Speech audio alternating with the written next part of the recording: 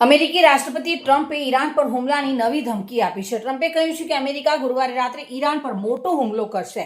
તેમનો દાવો છે કે ઈરાનની મોટાભાગની સૈન્ય તાકાત પહેલાથી જ નબળી પડી ગઈ છે. ટ્રમ્પે એમ પણ કહ્યું છે કે આવનારા દિવસોમાં અમેરિકા ઈરાનના સૌથી મોટા ઓઇલ એક્સપોર્ટ સેન્ટર ખાર્ગ આઇલેન્ડ અને અન્ય મહત્વપૂર્ણ તેલ ગેસ ઠેકાણાઓ પર કબજો કરશે. ખાર્ગ આઇલેન્ડને ઈરાનના તેલ નિકાસનું સૌથી મોટું કેન્દ્ર માનવામાં આવે છે. બીજી તરફ ઓમાન નજીક ભારતીય નાવિકોવાળા જહાજ ઉપર અમેરિકી હુમલાઓ લઈને ભારતે સખત વિરોધ નોંધાવ્યો છે. વિદેશ મંત્રાલયે કહ્યું છે કે અમેરિકી નૌકાદળે ભારતીય ક્રૂવાળા ત્રીજા જહાજ એમટી જલવીર પણ હુમલો કર્યો છે અને જેના પર સવાર તમામ 20 ભારતીયો સુરક્ષિત છે અને તેમને બહાર કાઢવાનું કામ ચાલુ છે.